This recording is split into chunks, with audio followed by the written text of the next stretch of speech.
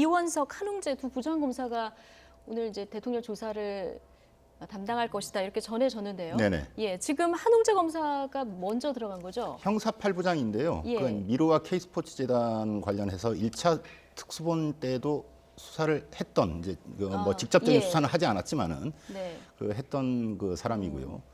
왜 오늘 그 한웅재 검사가 먼저 그 수사를 하는지를 갖다가 그 예. 좀 살펴볼 필요가 있는데 네. 그 최순실 씨와의 어떤 그 연결고리를 찾는데 예. 집중하는 우선적으로 집중하는 어떤 것 면에서 같습니다. 그렇습니까? 그러니까 이제 뇌물죄라는 것이 삼성 그 그룹 같은 경우에 430억대 이제 뇌물죄로 해서 특검에서 이제 그 기소를 하지 않았습니까? 네.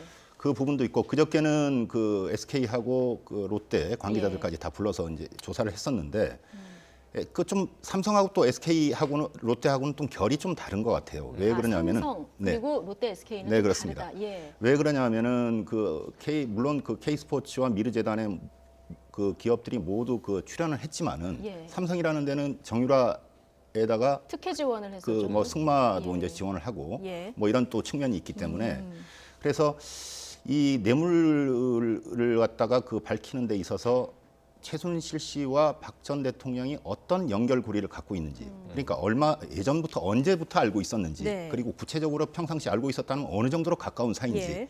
이런 것들을 밝히는데 상당한 시간을 할애할 것으로 보입니다. 그렇군요.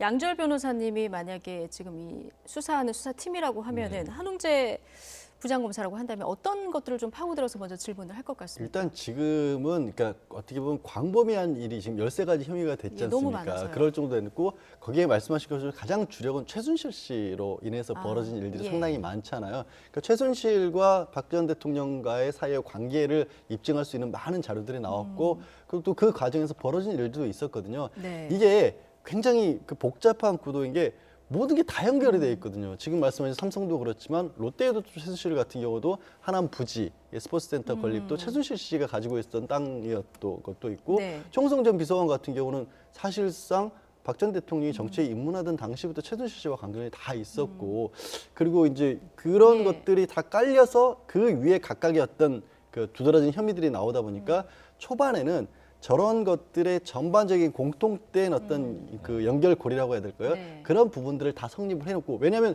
예. 이거는 또 박 전 대통령 입장에서 부인하기도 되게 어렵습니다. 네. 본인이 최소한 어쨌든 나의 소소한 일을 도와주던 오래된 예. 어떤 사례다 이런 것까지 인정해놨기 때문에 그 부분을 다져놓은 다음에 네. 그 위에 개별 혐의들에 대한 수사에 들어갈 겁니다. 예. 사실 그 혐의는 말입니다. 그 예. 지금 화면에 저희가 13가지 혐의를 좀 정리를 저런 것들이 해봤는데요. 나오는데 예. 오후에 아마도 그 이원석 그 특수일부장이 본격적인 그 삼성과의 관계라든가 이런 것들을 조사를 할 것 같은데 네.